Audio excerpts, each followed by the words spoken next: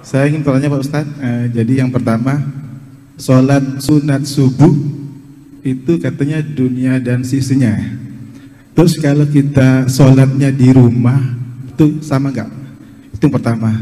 Yang kedua, wudhu. Kalau berwudhu kita sudah wudhu terus menyentuh istri kita, apakah itu batal Pak Ustadz? Terima kasih. Wassalamualaikum warahmatullahi wabarakatuh.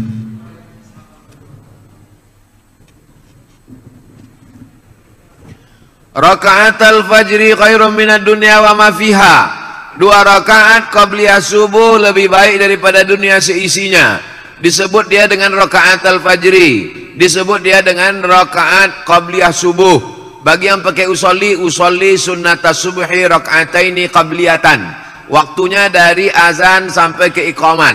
Jadi kalau bangunnya itu sudah azan subuh, dia di rumah, apakah dia langsung sholat subuh atau qabliyah subuh? Qabliyah subuh dulu. Andai terbangunnya itu sudah terlambat, apakah hilang waktu qabliyah? Tidak. Andai dia di masjid, masuk ke dalam masjid, tiba-tiba iqamat, qad qamatis salatu, qad qamatis salah, Allahu akbar, Allahu akbar, la ilaha illallah.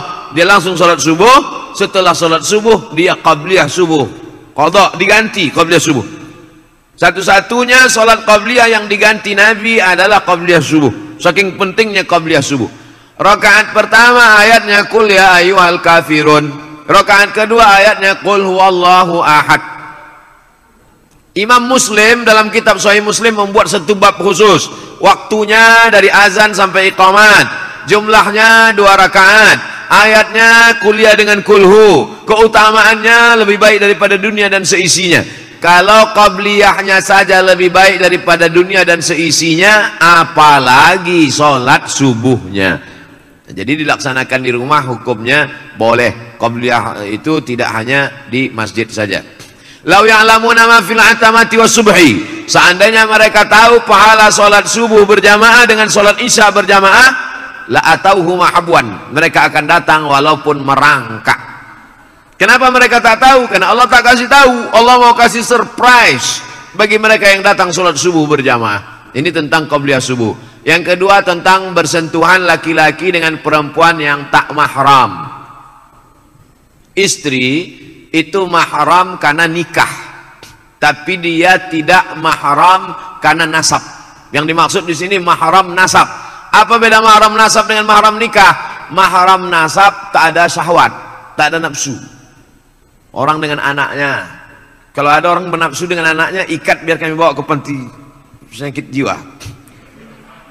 Jadi nanti kalau ada orang mengatakan itu kan istrimu, istrimu itu kan mahrammu, maka tak batal wudu'mu. Yang dimaksud mahram di sini bukan mahram nikah, tapi mahram nasab. Yang tak batal itu dengan anak, dengan emak, dengan adik emak, dengan perempuan yang mahram karena nasab tadi, bukan karena mahram karena nikah. Nah, setelah jelas itu, setelah jelas mahramnya beda, baru saya jelaskan menurut mazhab. Menurut mazhab Hanafi, mazhab yang paling tua dulu, namanya Imam Abu Hanifah, mazhabnya Hanafi, tinggalnya di Kufah, Irak sekarang, meninggalnya tahun 150 Hijrah. Menurut mazhab Hanafi, bersentuhan laki-laki dengan perempuan tidak batal wudu, karena makna ayat aula mastumun nisa. Kalau kamu menyentuh perempuan, makna menyentuh di situ, maaf, makna menyentuh di situ jima, bukan sentuh kulit. Tapi karena bahasa Quran itu tidak vulgar, bahasa Quran itu tidak porno, maka dia tidak katakan jima, dia katakan menyentuh. Tapi makna menyentuh di situ jima, jima baru batal wudu. Kalau sekedar menyentuh tak batal menurut Hanafi. Itu makanya orang India, Pakistan, Bangladesh banyak dia menyentuh-nyentuh di Masjidil Haram waktu dia tak batal karena mazhab Hanafi. Mazhab Hanafi itu yang paling banyak di dunia ini, Turki, India, Pakistan, Bangladesh, Kufah, Irak. Mazhab yang kedua Maliki, nama imamnya Malik bin Anas, tinggalnya di Madinah, makamnya di Baqi samping Masjid Nabawi. Meninggal tahun 179 Hijrah. Menurut mazhab Maliki, bersentuhan laki-laki perempuan yang tak mahram batal kalau ada syahwat. Kalau tak ada syahwat tak batal. Bersahwat baru batal, tak bersahwat tak batal. Yang ketiga mazhab Syafi'i. Nama imamnya Muhammad bin Idris, makamnya di Mesir, di Kairo, meninggal tahun 204 Hijrah. Menurut mazhab Syafi'i, asal bersentuh laki-laki perempuan, mau bernafsu tak bernafsu batal, bernafsu tak bernafsu batal wudu. Abdul Somad pilih pendapat mazhab Syafi'i. Kenapa pendapat itu yang Ustaz pilih? Karena saya dari kecil belajar mazhab Syafi'i, di sekolah belajar mazhab Syafi'i, di Mesir belajar mazhab Syafi'i, dan menurut saya pakai mazhab ini lebih selamat. Lebih selamat apanya Pak Ustaz? Misal saya berwudu dari rumah, pergi undangan ke hotel, sampai di hotel mengucapkan selamat ke mempelai, selamat ya, selamat. Saya udah jaga, tapi yang perempuan itu disentuhnya ujung jari saya. Lalu kemudian saya sholat, Allahu Akbar. Datang setan berbisik, Abdul Somad, wudu kau batal.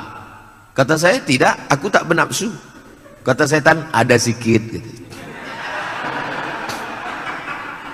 Kan berkata-kata dalam pikiran. Tapi kalau saya pergi ke toilet, saya berwudu lagi, saya ulang wudu, saya sholat, maka hilang itu semua, hilang kata-kata. Itu makanya mazhab Syafi'i itu dikatakan asyaddu ihtiyatan, tingkat kehati-hatiannya lebih tinggi. Mazhab Syafi'i itu tingkat kehati-hatiannya lebih tinggi, diantaranya dalam masalah wudu ini. Yang kedua masalah imsak waktu subuh. Mazhab Maliki tak ada imsak. Saya tinggal di Maroko, mazhab Maliki. Maliki itu yang paling banyak, mazhab Maliki Tunisia, Aljazair, Maroko, Mauritania, Andalusia, Irak, sebagian Mesir. Banyak mazhab Maliki. Dalam mazhab Maliki tidak ada imsak. Jadi kulu, makanlah, washrabu, minumlah sampai azan. Allahu Akbar, Allahu Akbar. Jadi kami di Maroko tidak ada itu sirine imsak. Jadi kami makan aja. Makan, tiba-tiba azan, mulut berisi. Mazhab Syafi'i tidak begitu. 50 ayat sebelum azan ada imsak. Jadi waktu itu belum ada jam, maka dipakai 50 ayat. Setelah dihitung-hitung 50 ayat itu diagak-agak lebih kurang 10 menit. Itulah maka ada imsak di tempat kita. Kalau hidup lampu, tingkat kehati-hatiannya lebih tinggi. Setelah bersih mulut, gosok gigi, baru kemudian terdengar azan. Jadi lebih hati-hati sehingga tidak ada was-was. Demikian. Allahu a'lam. Baik, kami silakan Ibu.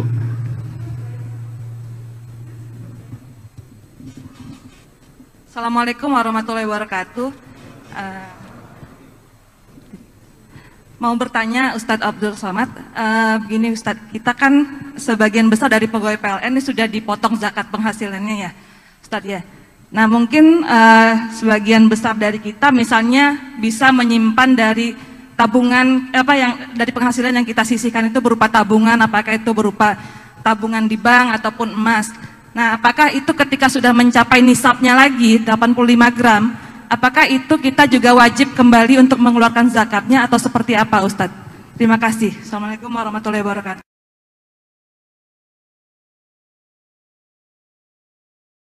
Teknis, berarti tak masuk yang tadi. Kita hitung mudah dari Januari lah ya. Januari, kita hitung mudah dari Rabiul Awal, bulan Maulid. Rabiul Awal 1442, yaitu bertepatan nanti dengan November, sudah keluarkan zakatnya. Kebetulan ibu dapat 10 juta. Amin. Banyak yang tak setuju.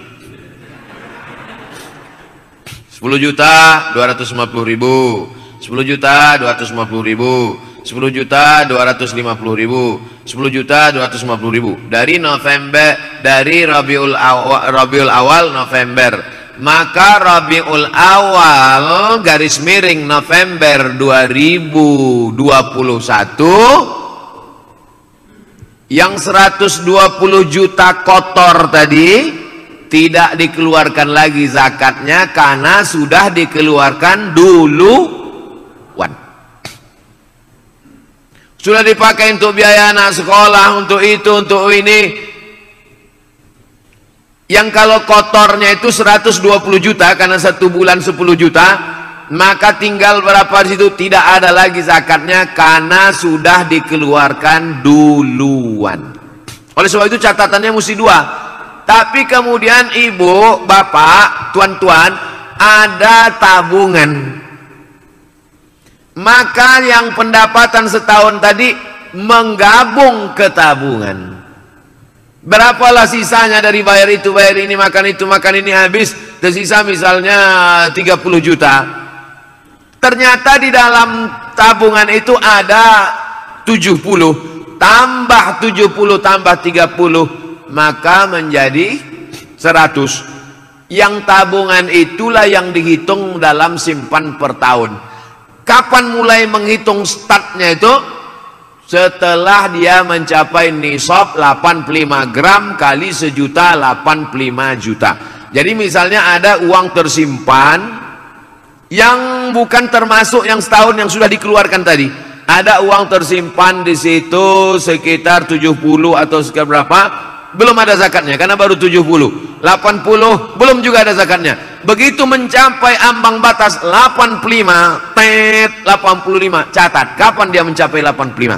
Mencapai 85 kebetulan pas 1 Idul Fitri. 1 Idul Fitri 85. Simpan setahun barulah keluar zakatnya. Ini tentang masalah tabungan. Selesai masalah tabungan. Kalau begitu ada 2 catatan. Ada gaji yang dikeluarkan duluan, ada tabungan uang simpanan yang memang tidak diganggu-ganggu. Pertanyaan yang kedua tentang emas.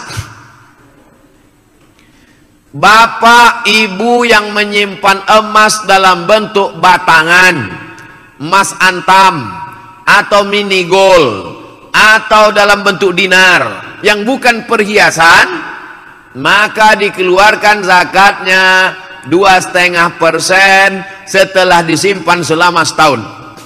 Dapat uang, beli antam 5 gram, dapat duit, beli antam 10 gram, dapat duit, beli mini gold, dapat duit, beli, tapi bukan perhiasan.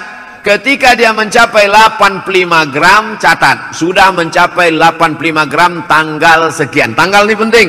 Setelah setahun disimpan, keluarkan zakatnya 2,5%. Tahun berikutnya 2,5%. Tahun berikutnya 2,5%. Kalau menjadi 100 gram, keluarkan 2,5% dari 100 gram. Menjadi 300 gram, keluarkan 2,5% dari 300 gram. Ini emas batangan yang bukan emas perhiasan. Sekarang pembahasan emas perhiasan. Gelang, anting, subang, perhiasan. Emas perhiasan 2 pendapat ulama. Pendapat pertama, emas perhiasan dikeluarkan zakatnya sekali seumur hidup. Pendapat Imam Ahmad bin Hanbal, mazhab Hambali. Maka balik dari sini, ambil gelang, subang, rantai, anting, gelang kaki, gelang leher, semua, gelang tangan, hitung sekali seumur hidup 2,5%. Ini zakat yang ini pendapat pertama. Pendapat yang kedua, pendapat kedua mengatakan perhiasan emas tidak ada zakatnya sampai nisabnya 200 keping. Kalau zakat normal tadi 20 keping, kalau zakat perhiasan 200 keping. 200 keping itu 850 gram. 850 gram itu sekilo kurang seon setengah. Jadi kalau ada anting-anting ibu beratnya sekilo kurang seon setengah, asal dipakai undangan merah muka menahankan sakitnya, itu baru dikenakan zakat. Saya ulang sekali lagi, zakat perhiasan emas 2 cara, 2 pendapat. Pendapat pertama, dikeluarkan sekali seumur hidup. Pendapat yang kedua, tidak ada zakatnya sampai 850 gram sekilo kurang seon setengah. Saya pakai pendapat yang pertama. Saya condong pada pendapat yang pertama, keluarkan zakatnya sekali seumur hidup. Tapi kalau banyak, keluarkan tiap tahun.